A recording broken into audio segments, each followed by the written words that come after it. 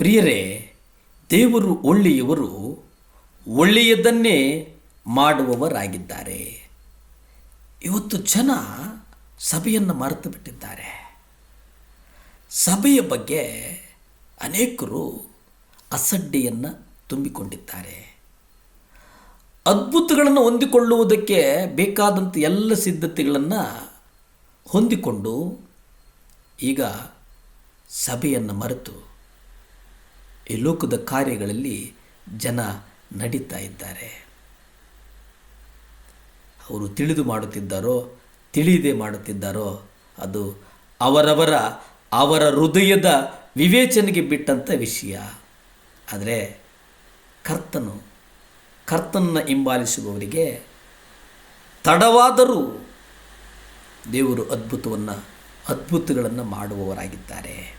ಅನೇಕ ಸಂದರ್ಭಗಳಲ್ಲಿ ನಾವು ನೆನೆಸ್ತೇವೆ, ಕರ್ತನು ನಮ್ಮ ಪ್ರಾರ್ಥನೆಯನ್ನು ಕೇಳುತ್ತಿಲ್ಲವೇನೋ. ಆದರೆ ಕರ್ತನು ನಮ್ಮ ಪ್ರಾರ್ಥನೆಗಳನ್ನು ಕೇಳಿ ಸದುತ್ತರವನ್ನು ನೀಡುವವನಾಗಿದ್ದಾನೆ. ಸಭೆ ದೇವರ ವಾಸಸ್ಥಳವಾಗಿದೆ ಎಂಬುದನ್ನು ನಾವು ಅಡಿಗಡಿಗೆ ನಾವು ನೆನಪನ್ನು ಮಾಡಿಕೊಳ್ಳಬೇಕಾಗಿದೆ. ನಾವು ಬೋಧಿಸುವ ಪವಿತ್ರತೆಯ ಮಟ್ಟ ಬಹಳ ಉನ್ನತವಾದದ್ದು ಎಂಬ ಕಾರಣಕ್ಕೆ ಅನೇಕರು ನಮ್ಮನ್ನು ಬಿಟ್ಟು ಹೋಗ್ತಾರೆ. ನಾವು ಬೋಧಿಸಿದ್ದು ಶಿಷ್ಯತ್ವದ ಕುರಿತಾಗಿ, ಪವಿತ್ರ ಸ್ನಾನದ ಕುರಿತಾಗಿ, ಅಭಿಷೇಕದ ಕುರಿತಾಗಿ, ಪವಿತ್ರಾತ್ಮನ ವರಗಳ ಕುರಿತಾಗಿ ನಾವು ನಮಗೆ ತಿಳಿದಿರತಕ್ಕಂಥ ಸಮಸ್ತವನ್ನು ವಿವರಿಸುವಾಗ ಎಲ್ಲ ಪಾಪಗಳ ಕುರಿತು ಪರ್ವತ ಪ್ರಸಂಗಗಳನ್ನು ಮತ್ತಾಯ 5ನೇ ಅಧ್ಯಾಯ, 6ನೇ ಅಧ್ಯಾಯ, 7ನೇ ಅಧ್ಯಾಯದಲ್ಲಿ ನಾವು ನೋಡುವಾಗ ಅಲ್ಲಿ ಕರ್ತನು ಪರಿಪೂರ್ಣತೆಗೆ ಸಾಗುವಂಥದ್ದು ಕುರಿತು ನಾವು ಗ್ರಹಿಸ್ತೇವೆ. ಯೇಸು ಜೀವಿಸಿದಂತೆಯೇ ಜೀವಿಸಿದರ ಕುರಿತಾಗಿಯೂ, ದೈವಿಕ ಕುಟುಂಬ ಜೀವಿತದ ಕುರಿತಾಗಿಯೂ ಪ್ರತಿದಿನ ನಮ್ಮ ಶಿಲುಬೆಯನ್ನು ನಾವು ಹೊರುವುದು ಪ್ರಾಪಂಚಿಕವಾದಂಥ ಹಣದ ವ್ಯಾಮೋಹದಿಂದ ಬಿಡುಗಡೆ, ಉಪವಾಸ ಮತ್ತು ಪ್ರಾರ್ಥನೆ ಕುರಿತಾಗಿ ಎಲ್ಲರನ್ನು ಹೃದಯಪೂರ್ವಕವಾಗಿ ಕ್ಷಮಿಸುವುದು.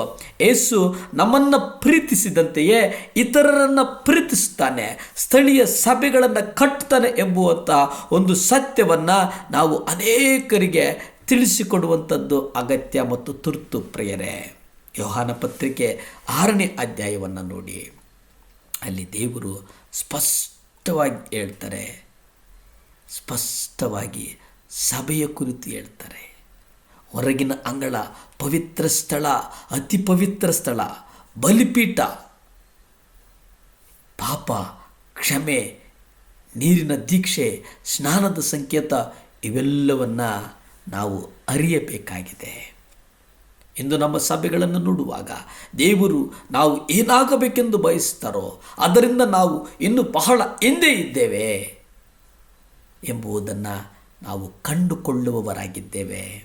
ಆದರೆ ನಾವು ಪರಿಪೂರ್ಣತೆಯತ್ತ ಸಾಗುತ್ತಿದ್ದೇವೆ. ಯಾರು ನಮ್ಮನ್ನು ಸೇರ್ತಾರೋ ಯೇಸು ಕ್ರಿಸ್ತನು ಆತನು ಕಲಿಸಿದಂತಹ ಪವಿತ್ರಾತ್ಮನ ಗುಣಮಟ್ಟವನ್ನು ಕಾಯ್ದುಕೊಳ್ಳುವುದು ಬಹಳ ಮುಖ್ಯ. ಇವತ್ತು ನಮ್ಮಲ್ಲಿ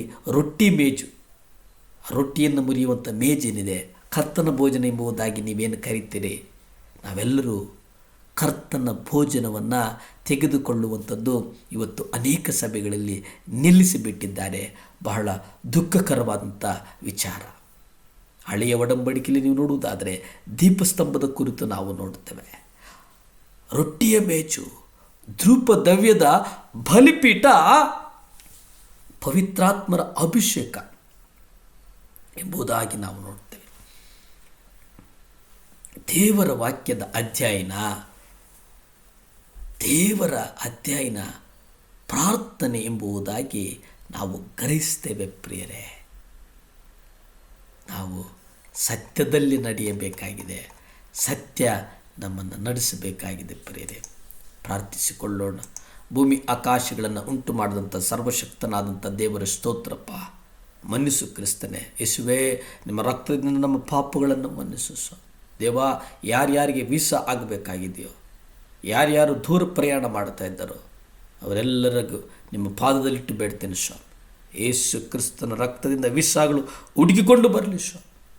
ಸಹಾಯ ಮಾಡಪ್ಪ, ಸಹಾಯ ಮಾಡಪ್ಪ, ಸಹಾಯ ಮಾಡು ಸ್ವಾಮಿ. ಯೇಸುವಿನ ನಾಮದಲ್ಲಿ ಬೇಡ್ತೇನೆ ಪರಮ ತಂದೆಯೇ.